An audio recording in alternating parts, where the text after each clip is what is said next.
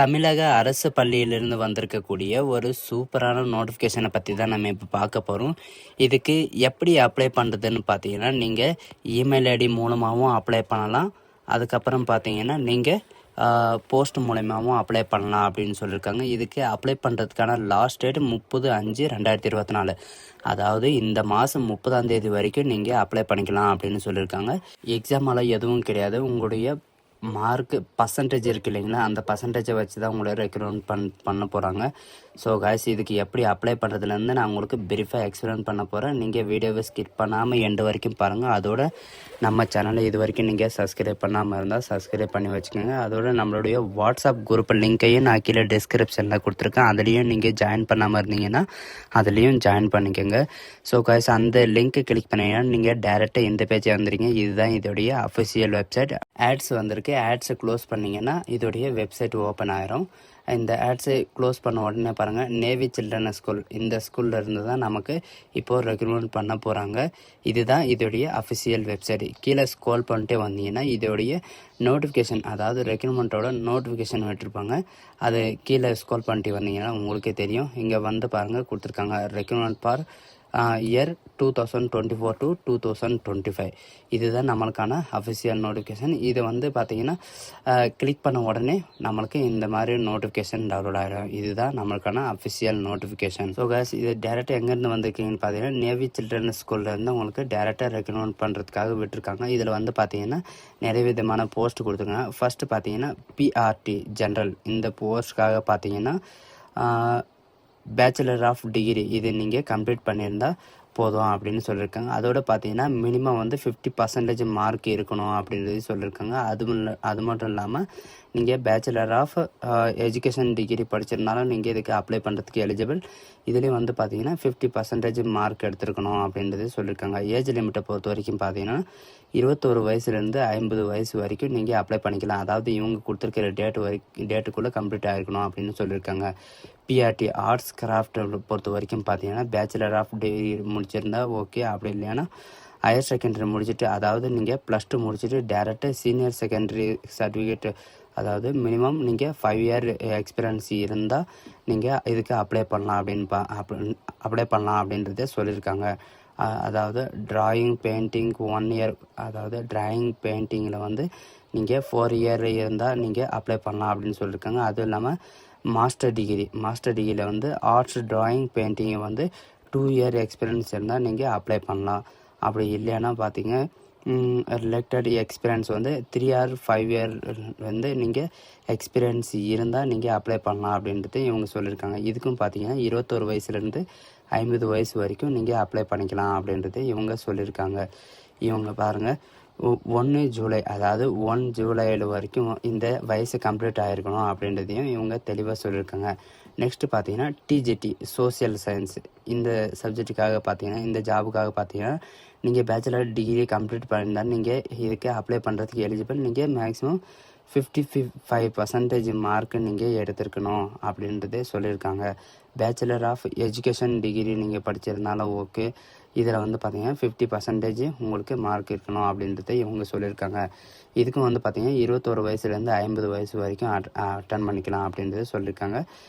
பிடிஜியை பொறுத்த வரைக்கும் physics mathematics இது வந்து பார்த்தீங்கன்னா மாஸ்டர் டிகிரி படிச்சிருக்கணும். அட்லீஸ்ட் வந்து 60% மார்க் இருக்கணும் அப்படின்றது சொல்லியிருக்காங்க. அது மட்டும் இல்லாமல் பேச்சுலர் ஆஃப் எஜுகேஷன் இதுக்கு வந்து பார்த்திங்கன்னா லாஸ்ட்டு 50% மார்க் இருக்கணும் அப்படின்னு சொல்லியிருக்காங்க. இதுக்கும் வந்து பார்த்திங்கன்னா பிட்வீன் 21 to 50 வரைக்கும் நீங்கள் 50 வரைக்கும் நீங்கள் அப்ளை பண்ணிக்கலாம் அப்படின்றது உங்களுக்கு ஏஜ் லிமிட்டு கொடுத்துருக்காங்க. அது மட்டும் இல்லாமல் இவங்க கண்டிஷன் கொடுத்துருக்காங்க பாருங்கள், பிகாம், நீங்கள் பிகாம் குவாலிஃபைடாக இருக்கணும். அப்படி இல்லைன்னா அது கூட இங்கிலீஷ் ஹிந்தி, அதாவது சில்ட்ரன்ஸ்க்கெல்லாம் இங்கிலீஷ் ஹிந்தி சொல்லிக் கொடுக்கணும் இல்லைங்களா, அதனால் உங்களுக்கு இங்கிலீஷ் அண்ட் ஹிந்தி உங்களுக்கு நாலேஜ் இருக்கணும். அதுவும் இல்லாமல் கம்ப்யூட்டர் ஆப்ரேட்டர், அதாவது இது வந்து பார்த்தீங்கன்னா அக்கௌண்டன்ட் இல்லைங்களா, எம்எஸ் எக்ஸல் அல்லது எம்எஸ் எக்ஸல் மற்றும் வேர்டு பவர் பாயிண்ட் இதை நீங்கள் படிச்சிருக்கணும் அப்படின்னு சொல்லியிருக்காங்க. லாஸ்ட்டு 5 இயர் எக்ஸ்பீரியன்ஸ் இருக்கணும் அப்படின்றதையும் சொல்லியிருக்காங்க. ஏஜ் லிமிட்டை பொறுத்த வரைக்கும் பார்த்தீங்கன்னா 21 வயசுலேருந்து 40 வயசு வரைக்கும் நீங்கள் அப்ளை பண்ணிக்கலாம் அப்படின்ட்டு சொல்லியிருக்காங்க. ஸோ இதுக்கு எப்படி அப்ளை பண்ணுறதுன்றதை நான் உங்களுக்கு பிரீஃபாக எக்ஸ்பிளைன் பண்ணுறேன். வீடியோவை ஸ்கிப் பண்ண பாருங்கள், சரிங்களா. இது வந்து பார்த்தீங்கன்னா நீங்கள் அப்ளை பண்ணுறது வந்து 30ஆம் தேதி வரைக்கும், அதாவது 30 மே வரைக்கும் நீங்கள் அப்ளை பண்ணிக்கலாம்னு சொல்லியிருக்காங்க.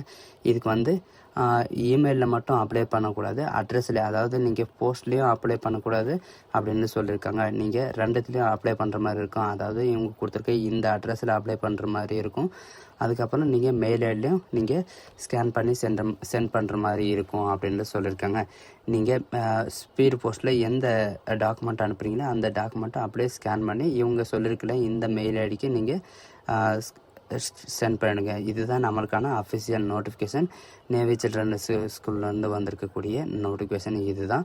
இந்த அப்ளிகேஷனை தான் நீங்கள் ஃபில்லப் பண்ணி ஸ்கேன் பண்ணி நீங்கள் மெயில் ஐடிலையும் அனுப்புகிற மாதிரி இருக்கும், அதாவது ஸ்பீட் போஸ்ட்லேயும் அனுப்புகிற மாதிரி இருக்கும் அப்படின்னு சொல்லியிருக்காங்க. அப்ளிகண்ட் நேம், அதாவது நீங்கள் எந்த போஸ்ட்டுக்காக அப்ளை பண்ணுறீங்க அப்படின்னு கேட்டிருக்காங்க, அதையும் எழுதிக்கோங்க. நீங்கள் வந்து பார்த்தீங்கன்னா இந்த ஃபார்மில் வந்து அடுத்தடுத்தல் எதுவும் இருக்கக்கூடாது அப்படின்றதையும் சொல்லியிருக்காங்க. கேண்டிடேட் நேம் கேட்டிருக்காங்க, டேட் ஆஃப் பர்த், ஏஜ் கேட்டிருக்காங்க, டெலிஃபோன் அண்ட் மொபைல் நம்பர் கேட்டிருக்காங்க, பர்மனண்ட் அட்ரஸ், அதாவது நீங்கள் பர்மனண்ட் அட்ரஸ் கொடுங்க. அட்ரஸ் கேட்டிருக்காங்க இல்லைங்களா, அந்த இடத்துல வந்து நீங்கள் பர்மனண்ட் அட்ரஸ் கொடுங்க. அப்போ தான் உங்களுக்கு ஏதாவது உங்களுக்கு நோட்டிஃபிகேஷன் இருந்தாலும் சரி, எது இருந்தாலும் சரி, அப்டேட் வந்து உங்கள் கொரியர் மூலமாக தான் உங்களுக்கு டெலிவரி ஆகும். சரிங்களா? அதுக்கப்புறம் பார்த்தீங்கன்னா நீங்கள் மேரேஜ் ஆகிடுச்சுன்னா மேரேஜ் ஹஸ்பண்ட் நேம் அல்லது உங்களுடைய ஃபாதர் நேம் என்ட்ரி பண்ணுற மாதிரி இருக்கும்.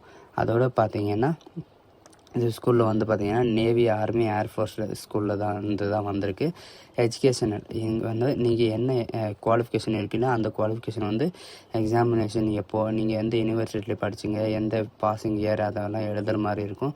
எக்ஸ்பீரியன்ஸ் இருந்தால் நீங்கள் எந்த இன்ஸ்டிடியூட்டில் வேலை செஞ்சுட்டு இருந்தீங்க, எந்த இயர் வரைக்கும், எந்த இயர் அப்படின்னு சொல்லிட்டு உங்களுக்கு டோட்டலாக சேலரி எவ்வளோ கொடுத்தாங்க, உங்களுடைய சப்ஜெக்ட் என்ன சப்ஜெக்ட், உங்களுடைய பாசிங் இயர், லிவிங் இயர், இந்த மாதிரி இருக்கிறத எழுதணும் அப்படின்னு சொல்லியிருக்காங்க. அது மட்டும் இல்லாமல் லிவிங் ப்ரிப்பரேஷன் பொறுத்த வரைக்கும் பார்த்தீங்கன்னா உங்களுக்கு என்ன அதில் ஆக்டிவிட்டி தெரியும் அப்படின்றதையும் எழுதணும் அப்படின்றது சொல்லியிருக்காங்க.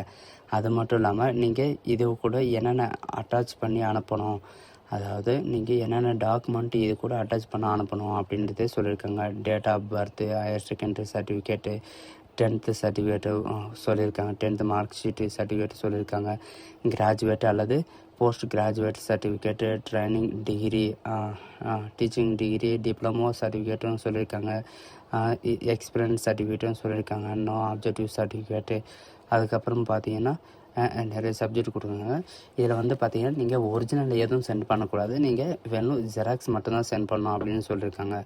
இது வந்து பார்த்தீங்கன்னா சிக்னேச்சரை வந்து நீங்கள் மறக்காமல் நீங்கள் போட்டுருங்க. சரிங்களா? அப்படி இல்லைன்னா உங்களுக்கு ரிஜெக்ட் ஆயிரும். ஸோ கைஸ், இதுதான் நமக்கான நோட்டிஃபிகேஷன். இது வந்து ஒரு நல்ல வாய்ப்புன்னு கூட சொல்லலாம். இதை வந்து யாரும் மிஸ் பண்ணிடாதீங்க. ஸோ கைஸ், இந்த வீடியோ உங்களுக்கு பிடிச்சிருந்தா உங்கள் ஃப்ரெண்ட்ஸ் அண்ட் ஃபேமிலிக்கு கண்டிப்பாக ஷேர் பண்ணுங்கள். தேங்க்யூ.